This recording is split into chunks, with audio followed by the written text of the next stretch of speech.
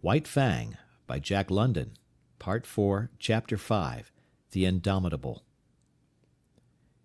"It's hopeless," Weedon Scott confessed.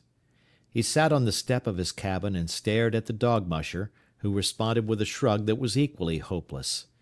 Together they looked at White Fang at the end of his stretched chain, bristling, snarling, ferocious, straining to get at the sled dogs. Having received sundry lessons from Matt, said lessons being imparted by means of a club, the sled dogs had learned to leave White Fang alone, and even then they were lying down at a distance, apparently oblivious of his existence. "It's a wolf, and there's no taming it," Weedon Scott announced.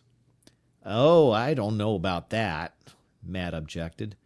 "Might be a lot of dog in him for all you can tell, but there's one thing I know sure, and that there's no getting away from." The dog musher paused and nodded his head confidentially at Moosehide Mountain.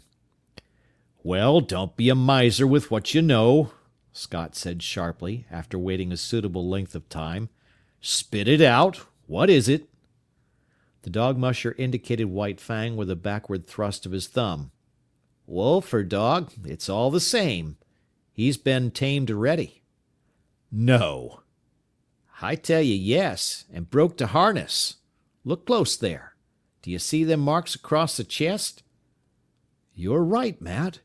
He was a sled dog before Beauty Smith got hold of him." "And there's not much reason against his being a sled dog again." "What do you think?" Scott queried eagerly. Then the hope died down as he added, shaking his head, "We've had him 2 weeks now, and if anything, he's wilder than ever at the present moment." "Give him a chance," Matt counseled. "Turn him loose for a spell." The other looked at him incredulously. "Yes," Matt went on, "I know you've tried to, but you didn't take a club." "You try it, then." The dog musher secured a club and went over to the chained animal.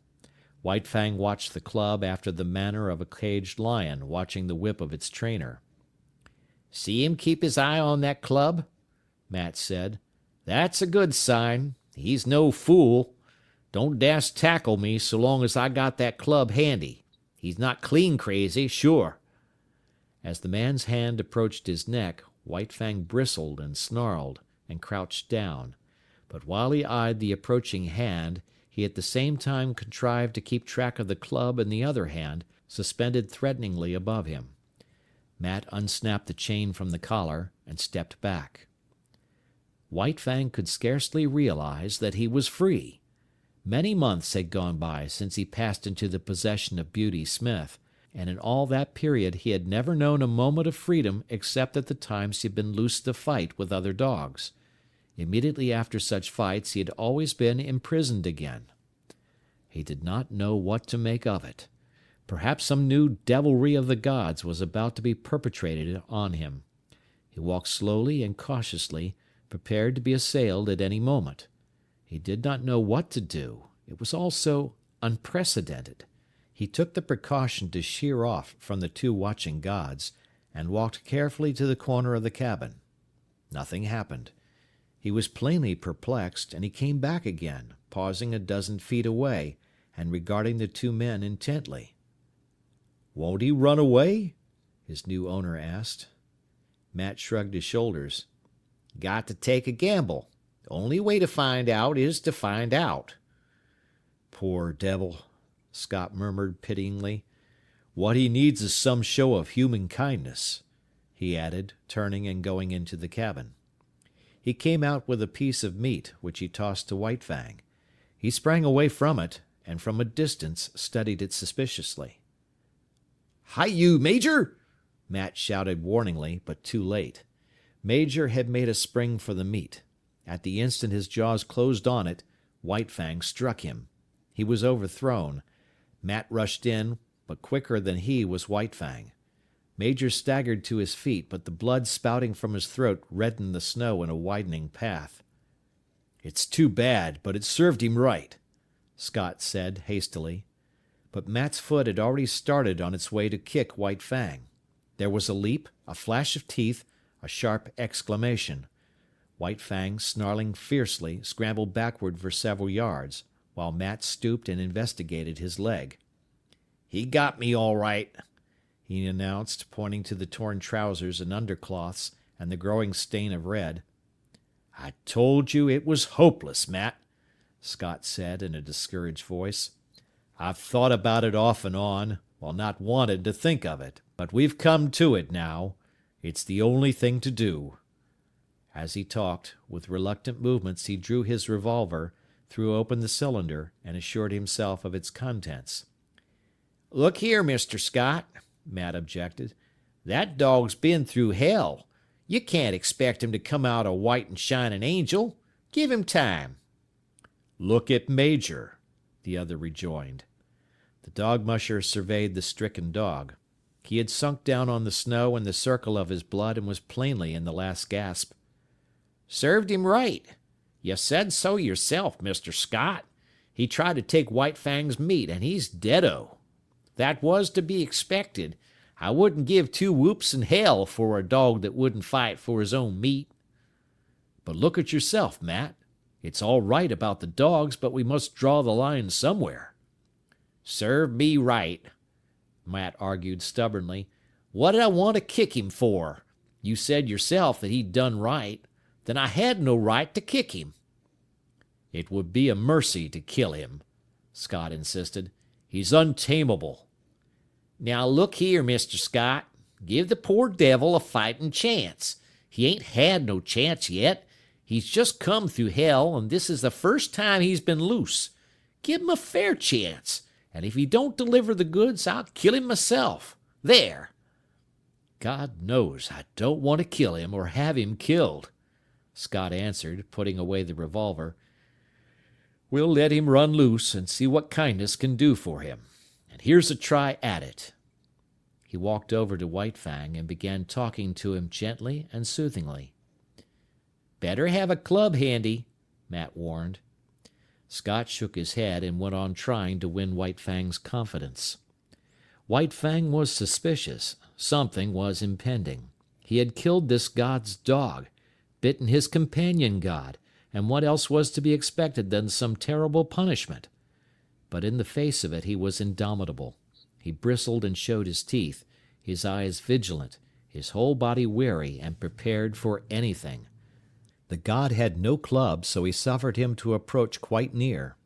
The god's hand had come out and was descending upon his head. White Fang shrank together and grew tense as he crouched under it. Here was danger, some treachery or something. He knew the hands of the gods, their proved mastery, their cunning to hurt. Besides, there was his old antipathy to being touched.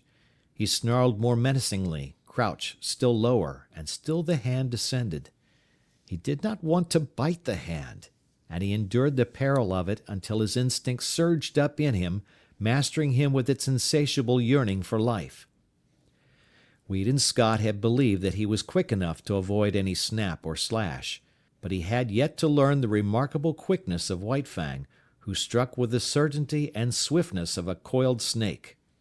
Scott cried out sharply with surprise, catching his torn hand and holding it tightly in his other hand. Matt uttered a great oath and sprang to his side. White Fang crouched down and backed away, bristling, showing his fangs, his eyes malignant with menace.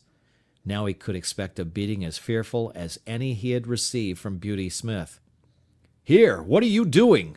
Scott cried suddenly. Matt had dashed into the cabin and come out with a rifle.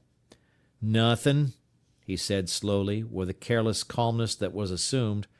"Only goin' to keep that promise I made. I reckon it's up to me to kill him, and I said I'd do." "No, you don't!" "Yes, I do. Watch me." As Matt had pleaded for White Fang when he had been bitten, it was now Weedon Scott's turn to plead. "You said to give him a chance. Well, give it to him. We've only just started, and we can't quit at the beginning. It served me right this time, and look at him." White Fang, near the corner of the cabin and 40 feet away, was snarling with blood-curdling viciousness, not at Scott, but at the dog musher. "Well, I'll be everlastingly gosh swoggled," was the dog musher's expression of astonishment. "Look at the intelligence of him," Scott went on hastily. "He knows the meaning of firearms as well as you do. He's got intelligence, and we've got to give that intelligence a chance. Put up the gun." "All right, I'm willin'," Matt agreed, leaning the rifle against the woodpile. "But will you look at that!" he exclaimed the next moment. White Fang had quieted down and ceased snarling. "This is worth investigating. Watch." Matt reached for the rifle, and at the same moment White Fang snarled. He stepped away from the rifle, and White Fang's lifted lips descended, covering his teeth. "Now, just for fun," Matt took the rifle and began slowly to raise it to his shoulder. White Fang's snarling began with the movement and increased as the movement approached its culmination. But the moment before the rifle came to a level on him, he leaped sideways behind the corner of the cabin. Matt stood staring along the sights at the empty space of snow which had been occupied by White Fang. The dog musher put the rifle down solemnly, then turned and looked at his employer. "I agree with you, Mr. Scott. That dog's too intelligent to kill." End of chapter 5.